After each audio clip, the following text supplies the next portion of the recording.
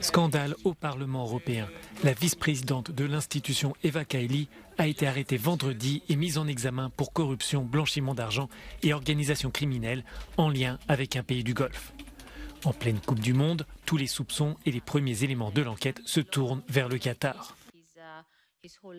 L'élu socialiste grec est soupçonné d'avoir utilisé son rôle au sein du Parlement européen pour essayer d'influencer les décisions de l'hémicycle. La Coupe du Monde au Qatar est en fait la preuve que la diplomatie sportive peut réaliser une transformation historique d'un pays avec des réformes qui ont inspiré le monde arabe. L'Organisation internationale du travail a déclaré que le Qatar était un précurseur en matière de droit du travail en introduisant un salaire minimum. Depuis son arrestation, l'ancienne présentatrice télé a vu tous ses avoirs gelés par l'autorité grecque de lutte contre le blanchiment. Elle est aussi suspendue de toutes ses fonctions au sein du Parlement. Selon le quotidien belge Le Soir, l'entourage de l'eurodéputé est aussi dans le viseur de la justice. Son compagnon est mis en examen. Francesco Giorgi est assistant parlementaire dans l'hémicycle européen et responsable au sein de l'ONG Fight Impunity. La police aurait retrouvé au domicile du couple 150 000 € dans des sacs à main et des sacs de voyage de luxe. Enfin, le père d'Eva Kaili a été arrêté à la sortie de son hôtel avec une valise pleine de billets. Après une nuit en détention, il a finalement été libéré par la police. Autre personnage clé de cette affaire, Pier Antonio Panzeri, l'ancien député européen, social-démocrate et président de Fight Impunity, est mis en examen. Les enquêteurs ont retrouvé chez lui 600 000 € en cash. Ils soupçonnent l'ancien parlementaire de diriger une véritable organisation criminelle soutenue par un État étranger. Encore une fois, les regards se tournent vers le Qatar. Enfin, une quatrième personne est poursuivie par la justice, mais son identité reste secrète pour le moment. Au moins 20 perquisitions ont eu lieu, dont certaines au Parlement européen, où des bureaux sont toujours scellés par la justice, et une au domicile d'un autre eurodéputé.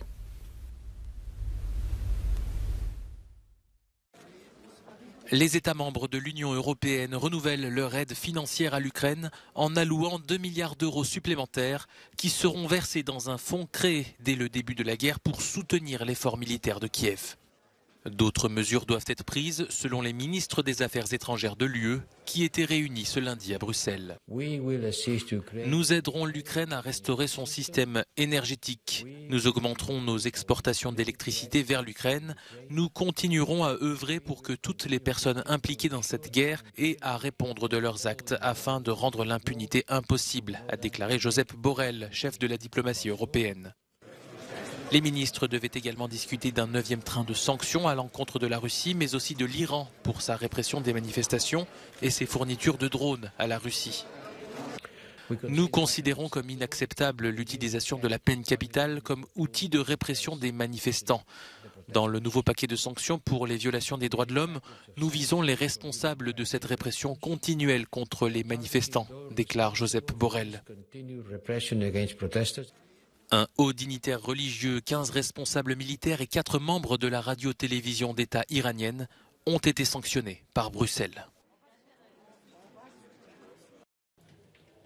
Les officiels russes mènent régulièrement des opérations d'information qui pourraient suggérer que les forces terrestres conventionnelles bélarusses se joindraient à l'invasion de l'Ukraine par la Russie. C'est ce que déclare l'Institut pour l'étude de la guerre dans son dernier rapport. Malgré le soutien du régime bélarusse à l'invasion russe, la pression exercée par Moscou sur Minsk pour qu'elle s'implique davantage limite la volonté du Bélarus d'entrer en guerre. Selon le think tank, il est totalement improbable que le Bélarus envahisse l'Ukraine dans un avenir proche. Une intervention bélarusse en Ukraine ne pourrait rien faire de plus qu'éloigner temporairement l'armée ukrainienne d'autres parties du théâtre des opérations. Le soutien du régime bélarusse à l'invasion russe a déjà fait du Bélarus un co-belligérant dans la guerre en Ukraine. Le président Alexandre Loukachenko a offert le territoire bélarusse aux forces russes pour la mise en scène initiale de l'invasion à grande échelle de l'Ukraine en février 2022. Le territoire bélarusse a offert des lignes de communication terrestres essentielles aux forces armées russes lors de leur offensive ratée sur Kiev et de leur retrait du nord de l'Ukraine. L'Institut pour l'étude de la guerre a précédemment évalué que le Bélarus soutient matériellement les offensives russes en Ukraine et fournit aux forces de Moscou un territoire et un espace aérien sécurisés à partir desquels elles peuvent attaquer l'Ukraine avec des armes de haute précision. Toujours selon l'Institut pour l'étude de la guerre, les efforts du Kremlin pour faire pression sur le Bélarus afin qu'il soutienne son offensive en Ukraine s'inscrivent dans le cadre d'un effort à long terme visant à renforcer le contrôle du Bélarus. Le centre de résistance ukrainien a signalé que 12 000 membres du personnel russe étaient stationnés en Biélorussie. L'armée bélarusse a probablement une capacité relativement limitée de formation du personnel existant et nouveau, mais elle compte environ 45 000 membres actifs. La mise en place par Loukachenko de conditions en matière d'information limite probablement encore plus la volonté du Bélarus d'entrer en guerre. Le président bélarusse continue de poser des conditions pour résister à la pression russe d'entrer en guerre en Ukraine, en affirmant que l'OTAN se prépare à attaquer la Biélorussie. Objectif, désescalade à Pristina. Gabriel Escobar, émissaire envoyé par les États-Unis, a rencontré Vjosa Osmani, présidente de la République du Kosovo.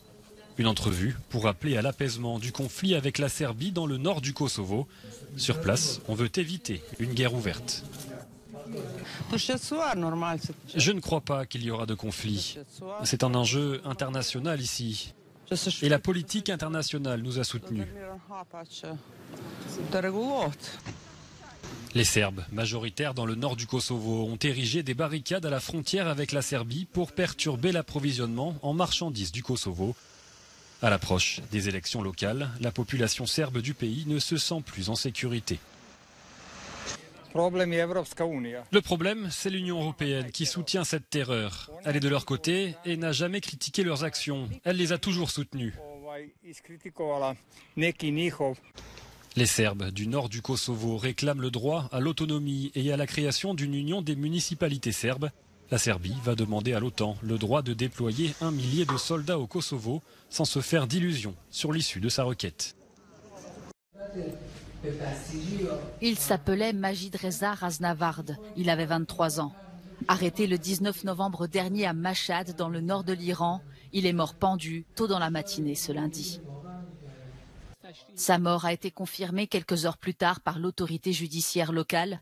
Il s'agit de la seconde exécution liée aux manifestations qui secouent le pays depuis 3 mois. D'après des enregistrements de caméras de surveillance utilisées par les autorités, le jeune homme aurait tué 2 membres de la police islamiste et blessé 4 autres à coups de couteau. Un crime qu'il aurait avoué pendant son interrogatoire selon le porte-parole du gouvernement iranien. La nouvelle a provoqué un tollé aux États-Unis et en Europe. J'ai eu une longue conversation avec le ministre des Affaires étrangères iranien. Vous vous en doutez, nous avons parlé de ces exécutions.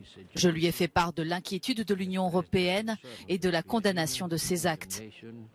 D'autres sanctions vont être prises aujourd'hui.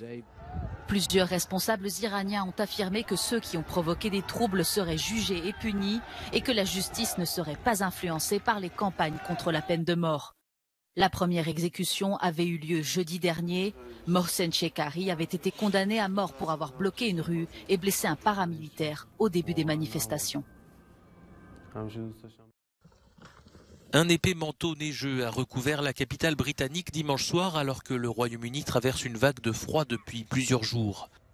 Si les autorités estiment que ces températures, descendant par endroits jusqu'à moins 15 degrés, ne sont pas inhabituelles, des alertes ont été mises en place pour la neige et le brouillard ainsi que pour le risque de verglas.